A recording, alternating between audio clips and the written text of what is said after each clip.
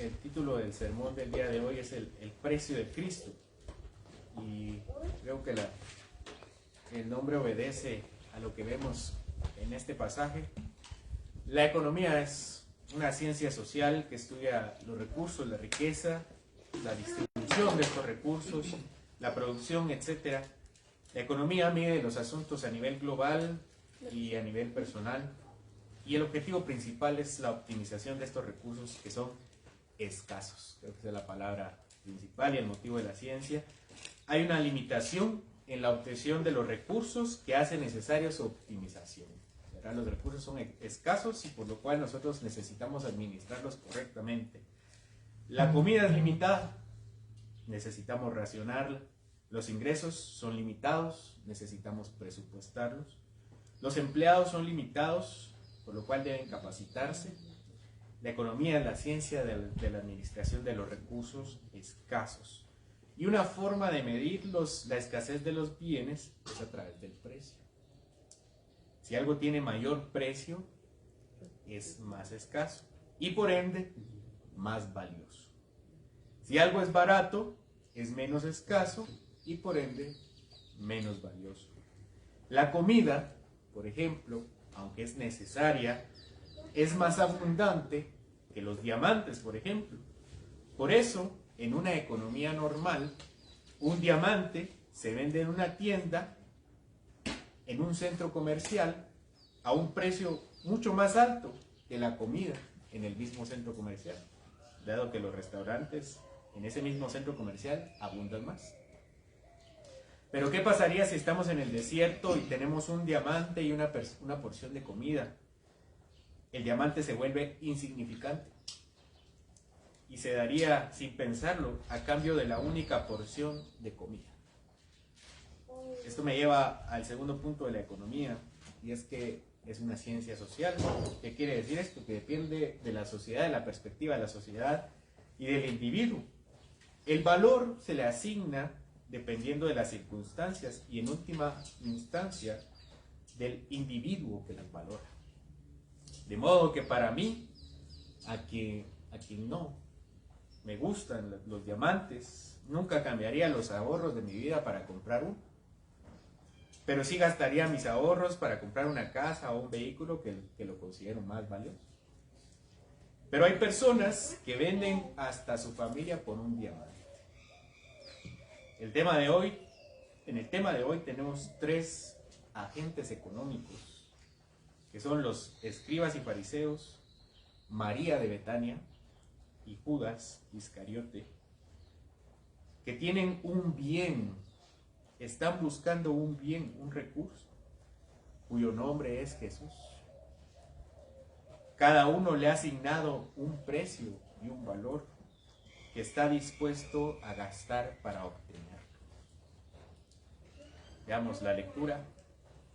Dice: 2 días después de la Pascua y la fiesta de los panes sin levadura, y buscaban los principales sacerdotes y los escribas cómo prenderle por engaño y matarle, y decían: no durante la fiesta, para que no se haga alboroto del pueblo. Estamos a 2 días de la Pascua. Esta es la última semana de Cristo. La Pascua era el día 14 del mes primero de los judíos, que se llama Nisan. Entonces, este era el día 12 más o menos. Estaban a 2 días de la Pascua. Si consideramos que Cristo resucitó un domingo, después del día de reposo, es decir, un sábado, esto significa que Marcos se está refiriendo más o menos a un miércoles, probablemente. El miércoles fue en el día en que Jesús habló de la destrucción del templo. El martes fue el día que discutió con los fariseos, el miércoles, que puede ser que habló de la destrucción del templo y el juicio contra Israel y sus líderes. Ese día, al día siguiente, el martes fue la discusión y el juicio contra Israel, y al día siguiente se nos dice que planificaron la muerte de Jesucristo en la Pascua. Y planificaron que la muerte de Jesús sería después de la Pascua, porque eran unos cobardes y sinvergüenzas que temían al pueblo. Sabían que Jesús era una especie de celebridad entre el pueblo y le temían. Sabía que la multitud sería contra ellos. Hablan de un alboroto. Por eso Marcos habla de que querían prenderle con engaño para matarle. Pero en los designios del poderoso Dios, en su decreto eterno, había sido escogida la Pascua para que el Cordero de Dios que quitaría el pecado del mundo fuera sacrificado. Job 5:12 dice que Dios frustra los pensamientos de los astutos para que sus manos no hagan nada. E Isaías 44:25 dice que Dios deshace las señales de los adivinos y enloquece a los agoreros, que hace volver atrás a los sabios y desvanece su sabiduría. El inmutable consejo de Dios estaba que Cristo fuera el Cordero Pascual. Esta celebración de las tres más importantes del pueblo judío, en la cual debían asistir todos para comer el Cordero y para iniciar la fiesta de los panes sin levadura, que duraba alrededor de una semana. Mientras tanto, Marcos incluye otra escena en la narración. Dice el versículo 3, pero estando él en Betania, en casa de Simón el leproso, y sentado a la mesa, vino una mujer con un vaso de alabastro, de perfume de nardo puro de mucho precio, y quebrando el vaso de alabastro, se lo derramó sobre su cabeza. Jesús estaba en Betania. Hemos mencionado que Jesús y sus discípulos bajaron de la región de Galilea, que era una especie de estado o el departamento de Israel, que estaba más al norte, y bajaron a la región de Judea, que es una especie de estado o departamento, este país llamado Israel, y el estado más al sur, la región más al sur, cuya ciudad principal era Jerusalén, y bajaron para la fiesta. Pero esa semana no se quedaron en Jerusalén, sino que se hospedaron en la casa de los hermanos Lázaro, Marta y María, que estaba en Betania, un pueblo a las afueras de la ciudad de Jerusalén. En esta ocasión, la historia no es en la casa de los hermanos, sino en la casa de Simón el leproso. No tenemos datos sobre quién es este Simón el leproso, pero parece que es alguien que busca congraciarse con Jesús al tener ahí reunidas por lo menos a 15 personas. Algunos han dicho que es Simón el fariseo, donde ocurrió otro ungimiento, pero la cronología de eventos y las circunstancias apuntan a que son dos eventos diferentes. Quiero comentar que el Evangelio de Juan tiene esta misma historia y dice que esta historia, o este evento sucede 6 días antes de la Pascua, no 2 días antes de la Pascua, como sugiere el principio de este capítulo. Algunos argumentan que Marcos da la fecha exacta de la cena y Juan simplemente alude a otra fecha por otras razones. Esto aunado al hecho de que Marcos y Mateo son más precisos en todo lo que se refiere a las fechas. Por eso algunos dicen entonces que sí eran 2 días antes de la fiesta y que Juan tenía otras razones para decir 6. Sin embargo, con otros teólogos, considero que Juan tiene la fecha exacta, es decir, que sí sucedió 6 días antes de la Pascua, y no 2 como se sugiere al principio. Algunos parecen más bien que lo que sucede 2 días antes de la Pascua es la transacción de Judas con los fariseos y la planificación de estos mismos fariseos, y que esta historia está puesta en medio para contrastar la otra historia, como ya lo hemos visto en los evangelios de Marcos, ¿verdad? En el evangelio de Marcos, la historia de Juan el Bautista, por ejemplo, que se encuentra insertada en medio de otra historia, y la historia de Jairo y de la viuda, que está también insertada en otra historia. Parece ser también que esta historia está insertada este miércoles y que realmente sucede 6 días antes de la Pascua. El relato dice que vino una mujer que por los evangelios sabemos que es María, no María la madre de Jesús, sino María, hermana de Marta y de Lázaro. Y ella toma un frasco de perfume y lo derrama sobre Jesús. La narración nos dice que era un frasco de alabastro. Y el alabastro es un mineral muy parecido al mármol que se utilizaba para guardar líquidos valiosos, como el perfume. Y el Evangelio también dice que el perfume era de nardo puro. Para hacer un pequeño frasco de nardo debían machucarse muchas libras de la planta. El versículo menciona que era un perfume de mucho precio. El perfume era de valor muy grande y debía ser utilizado para una ocasión, por lo menos para la ocasión más especial del mundo. El material con el cual estaba guardado el perfume solamente podía abrirse taladrando un orificio. Y la otra forma, que era más común, era romperlo. Es decir, que el perfume solo podía ser utilizado una vez. Y debía ser entonces utilizado en una ocasión especial. Muchos comentaristas mencionan que Lázaro, María y Marta pues no eran personas tan pudientes, entonces probablemente se refiere ese perfume a una herencia familiar que debían guardarlo por una ocasión especial. Sin embargo, ella consideró que esa era la ocasión especial. Ella dice que rompe el perfume completamente. Ella no le puso un poco, ella le puso todo. Como Dios frustró el designio del corazón de los líderes, así también puso en el corazón de la mujer bañar a Jesús con el perfume.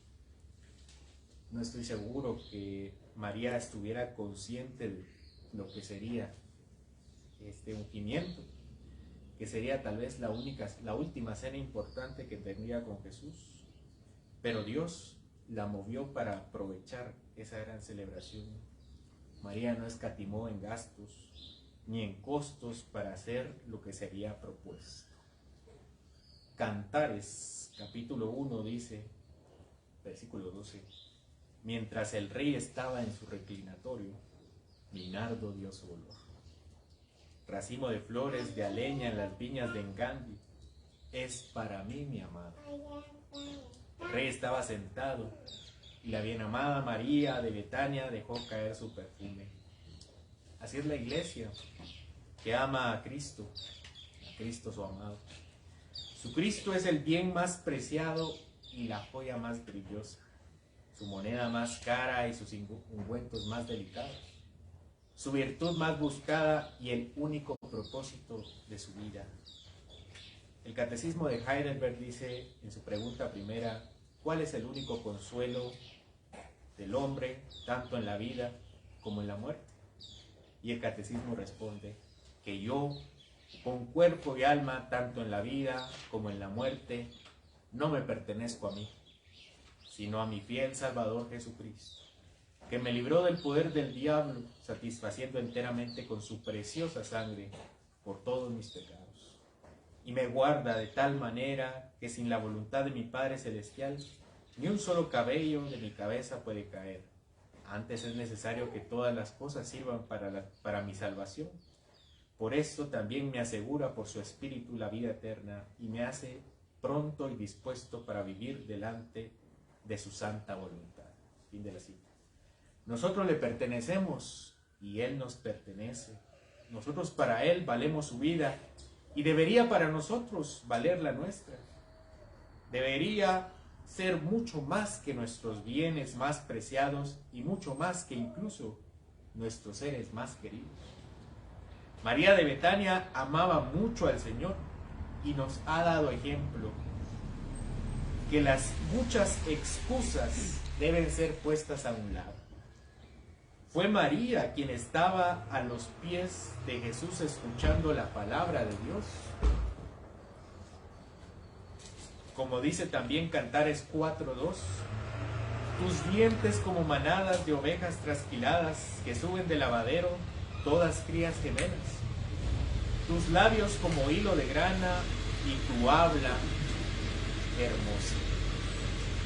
Y Marta, afanada por servir a Jesús, se le había olvidado que hay una dimensión mucho más alta. Requiere una dimensión y una entrega completa del corazón, de la mente, de los pensamientos, de los afectos y de las emociones. el hombre completo debe ser entregado a Cristo como sacrificio agradable a Dios. Pero muchos pensaron que la devoción de Marta, pero que la devoción de María era muy radical. Versículo 4.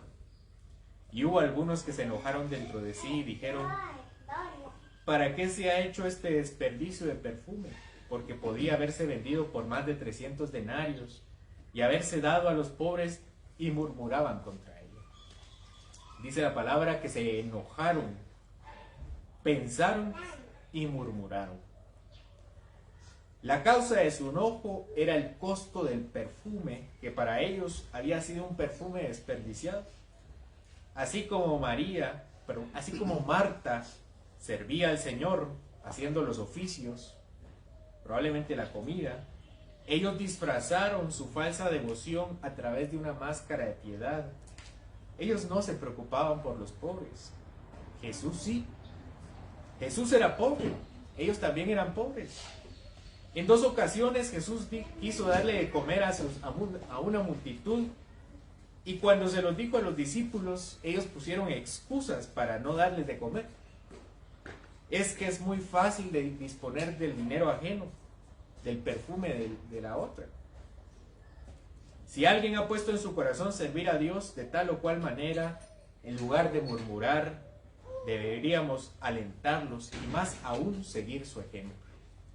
Estas murmuraciones tienen escondido detrás la poca pasión que tenemos por Cristo. Tal o cual persona no se debería ir de misionero, o no debería convertirse en pastor.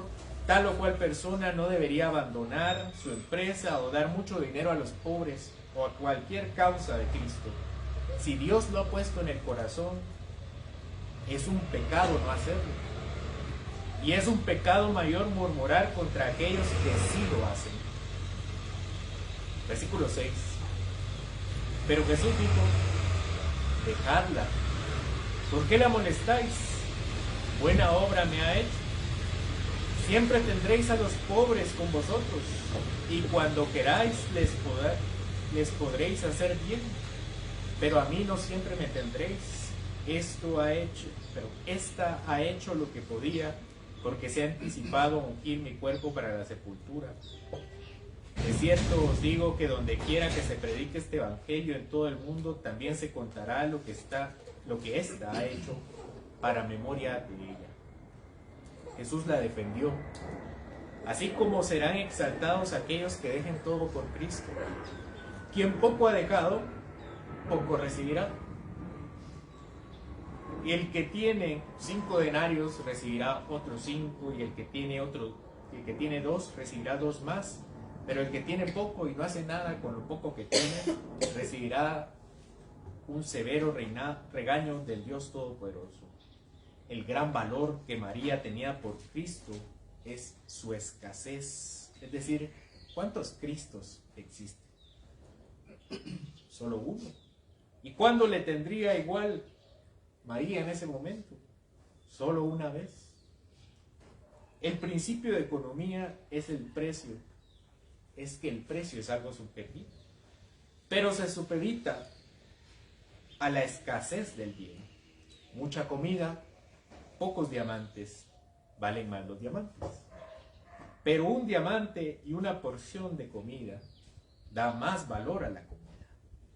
Cristo es el refrigerio del alma, único, y el sostén de la vida y la creación. Su valor es infinitamente mayor porque Él es único. No tendremos otro. Habrá muchos perfumes y muchos frascos de alabastro. Habrá muchos pobres y muchas ocasiones para ser benefactores de ellos. Pero Cristo solo hay uno, y dentro de poco no lo tendrían con ellos.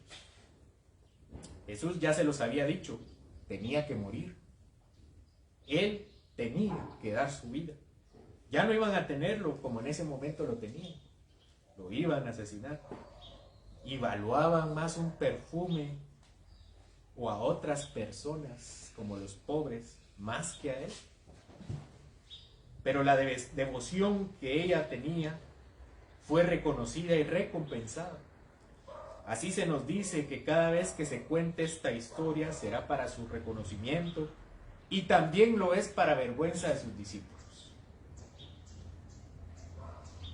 Pero estoy convencido que la más grande recompensa que obtuvo María no fue ni siquiera el reconocimiento de su nombre, ni tampoco el reconocimiento de nosotros hacia ella, sino que en ese momento recibió a su Señor, y su Señor fue recibido por él. A ella le fue dicho: bien, buena sierva y fiel, en lo poco has sido fiel, en lo mucho te pondré. Y lo más importante, entra en el gozo de tu Señor. Pero María no era la única que tenía a Jesús como una gran pieza de valor. Judas y los principales sacerdotes también. Versículo 10.